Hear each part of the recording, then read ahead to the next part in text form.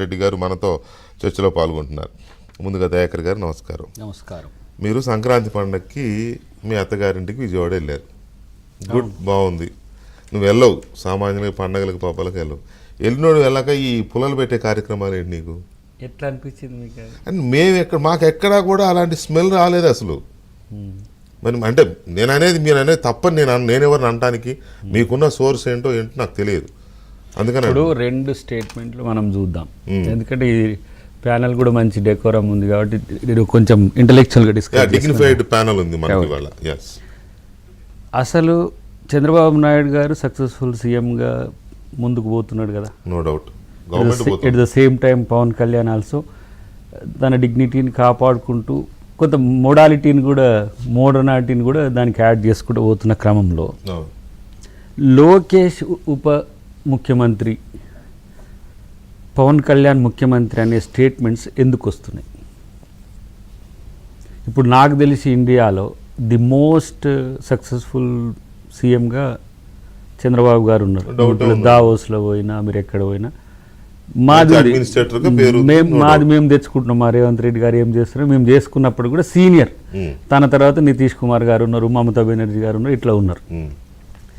ఇప్పుడు వీళ్ళకి లుక లేని పరిస్థితుల్లో ఫ్యాన్స్ నుంచి వస్తున్నాయా ఎవరైనా అనిపిస్తున్నారా అంశాన్ని చర్చ ముందు పెడితే అదైతే అవుట్ అయింది.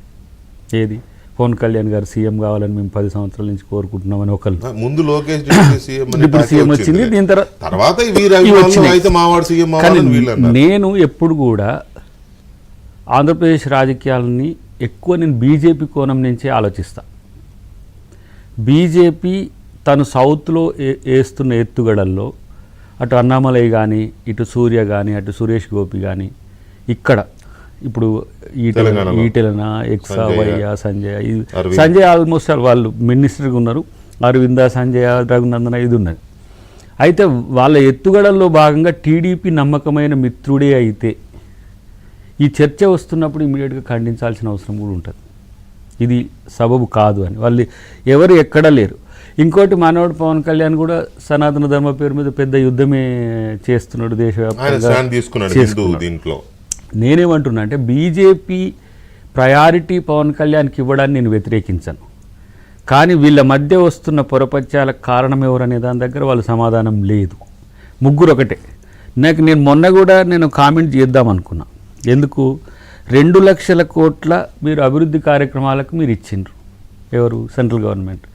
స్పెషల్ స్టేటస్ ఎటు పోయింది? ఎవ్వరు అడగట్లేరు. మేము కదా స్పెషల్ స్టేటస్ అనేది బిల్లో పెట్టింది. 2 లక్షల కోట్లు ఇచ్చినందుకు వారికి ధన్యవాదాలు చెప్పాల్సిందే ప్రధానమంత్రి గారికి.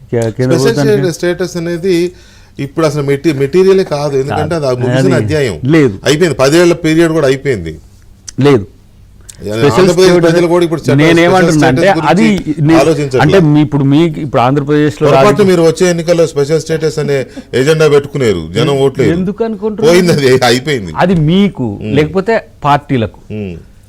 బిల్లులో పెట్టింది మేం కదా. ఎప్పుడు అధికారంలోకి వచ్చినా స్పెషల్ స్టేటస్ అనేది ఎలైవ్. మీరు ప్యాకేజ్ తీసుకున్నా ఏది చేసుకున్నా మాకు ఓట్లు లేకపోయినా అది మా విధానం. కాంగ్రెస్ నేనేమంటున్నా అంటే మీరు అడ్జస్ట్ అయిపోయినరు, అయినా మీ మధ్యన పొరపచ్చాలు ఎందుకు వస్తున్నాయి?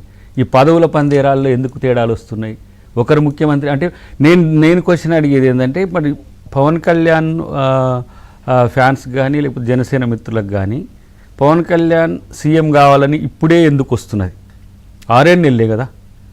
ఇప్పుడు మొన్ననే డిప్యూటీ సీఎంగా పవన్ కళ్యాణ్ గారిని ఎస్టాబ్లిష్ చేసిండ్రు, తన పని తను చేసుకోపోతున్నాడు. మళ్ళీ లోకేష్ గారిని తేవడం వెనుక ఉద్దేశం ఏంటి? ఇవి ఎందుకు ఈ మాట అంటున్నా అంటే బీజేపీ తెర వెనుక ఉండి ఆడిన ఆటల్లో నేను ఒక ఉదాహరణ కూడా చెప్పిన.